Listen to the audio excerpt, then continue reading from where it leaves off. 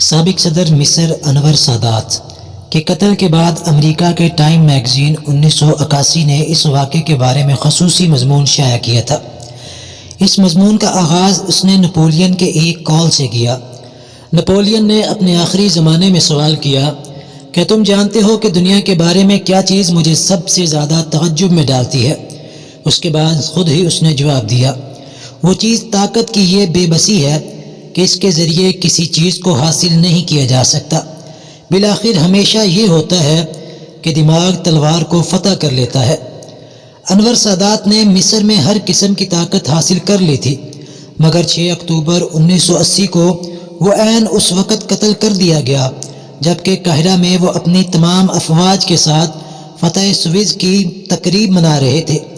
انور سادات کی عالی شان نشست گاہ میں آنے والے تمام لوگوں کی جانچ پڑتال کی گئی اور ان کا خصوصی آلات کے ذریعے معائنہ کیا گیا، حتیٰ کہ پریڈ میں حصہ لینے والے تمام فوجیوں کی رائفلوں کو کارتوس سے خالی کر دیا گیا تھا، مگر سادات کی فوج ہی کا ایک آدمی پریڈ سے نکل کر تیزی سے ڈائش کی طرف آیا اور قبل اس کے کہ حفاظتی عملہ اس کو روکے وہ سادات کو اپنی گولی کا نشانہ بنا چکا تھا۔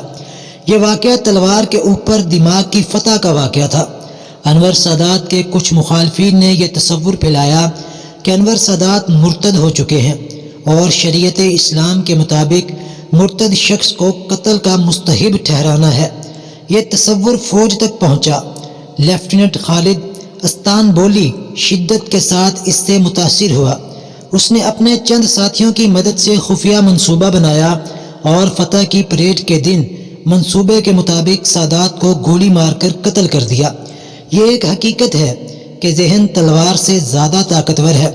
آپ کوئی منصوبہ بنا لیں اور اس پر عمل کریں تو وہ آپ کو فتح کروا دے گا۔ تاریخ میں اس کی بے شمار مثالیں موجود ہیں، مگر تاریخ یہ بھی بتاتی ہے کہ انسان نے اس ذہن کو زیادہ تر منفی مقاصد کے لیے استعمال کیا ہے۔ مثبت مقاصد کے لیے ذہن کو استعمال کرنے کی مثالیں تاریخ میں بہت کم پائی جاتی ہیں۔ یہی وجہ ہے کہ اکثر عمل کرنے والوں نے اس دنیا کو صرف نقصان کا تحفہ دیا ہے۔ بہت کم عمل کرنے والوں نے دنیا کو تعمیر کا تحفہ دیا ہے اور دنیا ان کو یاد کرتی ہے۔ اس دنیا میں بہت کم لوگ ہیں جنہوں نے اپنے ذہن کی طاقت کو استعمال کر کے اس دنیا کو تعمیر کی راہ پر گامزن کیا، جبکہ زیادہ تعداد ان لوگوں کی ہے جنہوں نے ذہن کو استعمال کر کے اس دنیا کو اور انسانیت کو شرمندہ کیا ہے۔ اللہ تعالیٰ نے جتنی انسان کے ذہن کو طاقت بخشی ہے اتنی پورے جسم کو نہیں، کیونکہ ذہن ہی ہے جو پورے جسم کو کنٹرول کرتا ہے۔ اگر ہم اپنے ذہن کا صحیح استعمال کریں تو ہم اس دنیا میں بھی کامیاب ہو سکتے ہیں اور ہماری آخرت بھی سنور سکتی ہے۔